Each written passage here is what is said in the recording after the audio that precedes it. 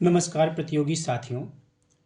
UP PCS mains answer writing मुख्य परीक्षा उत्तर लेखन के क्रम में आज हिंदी में जो पत्र लेखन पूछा जाता है, जो समीक्षा अधिकारी में भी पूछा जाता है, उसमें से एक एक पत्र हम लोग सोच रहे हैं कि एक एक पत्र देखें कहाँ कॉमा लगाना है, कहाँ कैसे लिखना है, उसको हम लोग देखेंगे और फिर उसका अभ्यास करेंगे। तो इसमें आज हमने एक पत्र लिया है, शासकीय पत्र लिया है। आइए उसकी बारीकियों को देखते हुए कुछ देर उस पर चिंतन किया जाए, उस पर विचार विमर्श किया जाए। तो प्यारे साथियों, एक पत्र लिखा गया है जिसमें इस तरह से प्रश्न रहेगा मुख्य परीक्षा में, यूपी पीसीएस में और आरओ में भी आता है कि मान लीजिए सचिव को एक पत्र लिखने के लिए, आप एक सचिव हैं और आपको विभागाध्यक्ष अनुसूचित जनजाति कल्याण विभाग को एक पत्र लिखना है कि राजकीय सेवाओं में अनुसूचित जनजातियों का प्रतिनिधित्व बढ़ाया जाए इस संदर्भ में।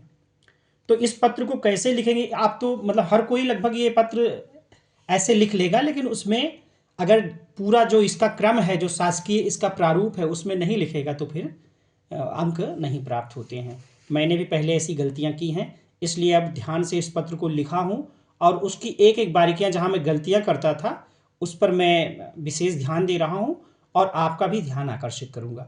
तो सबसे पहले तो ऐसा पत्र जो लिखते हैं शासकीय पत्र, उसमें पत्र संख्या कहाँ होनी चाहिए? पत्र संख्या जो है वो कहाँ होनी चाहिए? तो भैया यहाँ होनी चाहिए पत्र संख्या। ये देख रहे हैं, ये पत्र संख्या कहाँ पे है? ये मान लीजिए पूरा पेपर है, ये शासकीय पत्र आप लिख रहे हैं, ये पत्र संख्या कहाँ पे? दाहिनी तरफ, ये देखो पत्र संख्या है। उसके बाद अब देखिए पूरे, अब पत्र संख्या जो लिखे तो पत्र संख्या से सीधी रेखा ऐसे आइए और उससे थोड़ा सा नीचे, एक लाइन नीचे मान करके चलिए, आपने लिख दिया प्रेषक। अब चूंकि सचिव पत्र लिख रहे हैं तो वो प्रेषक हो जाएंगे। और प्रेषक के बाद आपको ध्यान रखना है कि ये कॉमा, ये गलती प्रायः हो जाती है, प्रेषक लिखे कॉमा नहीं लगाए, इसमें सब में क्या है, हमारे अंक कट जाते हैं। प्रेषक लगाया कॉमा, उसके बाद में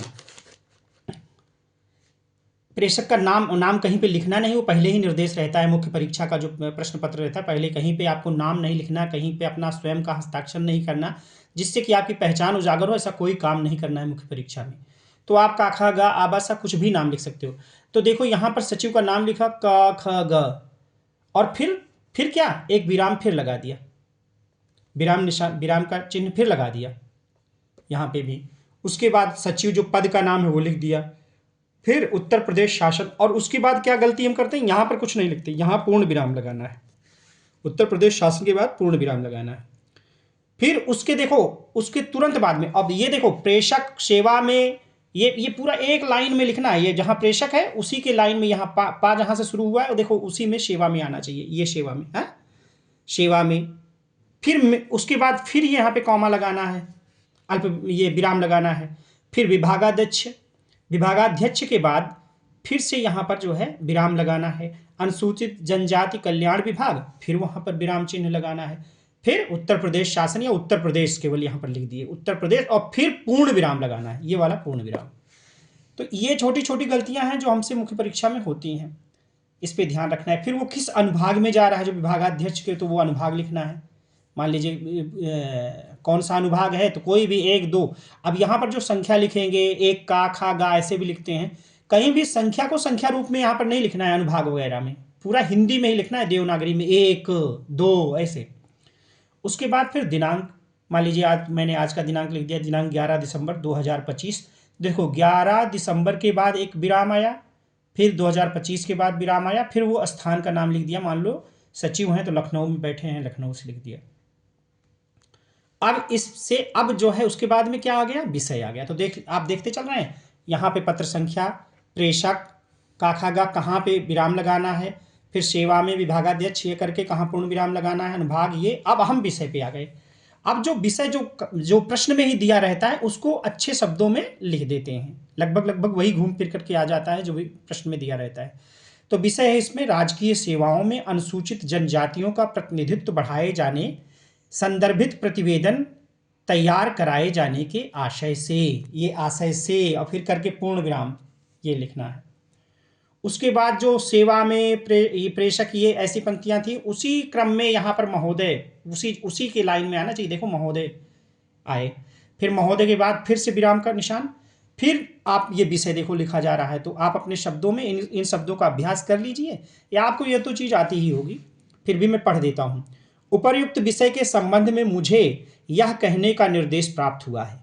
क्योंकि बड़ा अधिकारी जब लिखता है तो ऐसे लिखता है कि मान लीजिए उनको सरकार से निर्देश, मुख्यमंत्री या किसी भी जिस मंत्रालय के होंगे मंत्री ने आदेश दिया होगा, तो उसको ऐसे लिखेंगे, उपर्युक्त विषय के संबंध में मुझे यह कहने का निर्देश प्राप्त हुआ है कि प्रदेश सरकार ने भारतीय संविधान के अनुच्छेद 16(4) के प्रावधानों के अंतर्गत यह सूचना प्राप्त करना चाहिए है कि 30 नवंबर 2025 तक अनुसूचित जनजाति वर्ग का राजकीय सेवाओं में प्रतिनिधित्व कितने प्रतिशत तक हो गया है। सरकार का मत है कि इस संबंध में एक उच्च स्तरीय जांच समिति द्वारा संपूर्ण स्थिति का अवलोकन कराया जाए। अच्छा देखो, यहां पर हमने एक नहीं लिखा था, उपर्युक्त जहां से हमने शुरू किया यहां एक नहीं लिखा था, लेकिन जब दूसरा हम यहां परिच्छेद इसमें चेंज करेंगे, पैरा चेंज करेंगे, तो यहां 2 लिख देंगे। यहां एक नहीं लिखा, लेकिन यहां पर 2 लिखेंगे, इस बात का ध्यान रखना। ये पहला था पैरा, यहां पे हमने एक नहीं लिखा, लेकिन यहां पे हम 2 लिख देंगे। यहां एक नहीं लिखेंगे, यहां 2 ही लिखेंगे, उसको अज्यूम कर लेंगे कि वहां एक हम पहला पैरा चल रहा है, नंबर 1 है वो। फिर अगले नंबर 2 में लिखना शुरू किया, इस संबंध में शासकीय अपेक्षा अनुरूप गठित उच्च स्तरीय समिति द्वारा वस्तु स्थिति संबंधी प्रतिवेदन तैयार कर शासन के समक्ष प्रस्तुत किया जाए। अब जहां पर यह समाप्त हुआ, आगे तो कुछ लिखने को बचा नहीं, वहां पे जो सबसे बड़े अधिकारी हैं उनका हस्ताक्षर भवदीय लिख करके होगा। देखो यहां पर भवदीय के बाद विराम नहीं लगाया गया है, ये भी ध्यान देने योग्य बात है, भवदीय केवल लिखा है, भवदीय हस्ताक्षर। फिर सचिव का जो नाम है, तो सचिव का नाम आप आबा सा काखा गा जो भी ताथा दा जो लिखना है लिख दीजिए, काखा गा सचिव, और फिर सचिव के बाद पूर्ण विराम। फिर उसके बाद प्रतिलिपि किस कहाँ भेजी जाती है, तो यहाँ पर मान लीजिए हमने संबंधित मंत्रालय को सूचनार्थ प्रेषित, और कोई मंत्रालय हो तो वहाँ भी प्रतिलिपि भेज सकते हैं।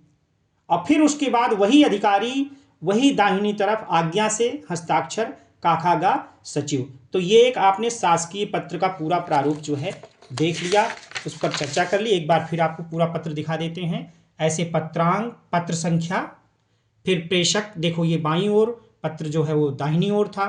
सेवा में ऐसे लिखते गए, कहाँ पूर्ण विराम लगाना है, कहाँ विराम लगाना है, उस पर विशेष ध्यान देते हुए पूरा पत्र लिखते हैं। नंबर 1 नहीं लिखते हैं जो मुख्य विषय लिख रहे होते हैं। और फिर जो है भवदीय प्रतिलिपि भेजना है, और फिर आज्ञाशील। तो ये मुख्य परीक्षा के पत्र लेखन में उपयोगी सिद्ध होगी। धन्यवाद।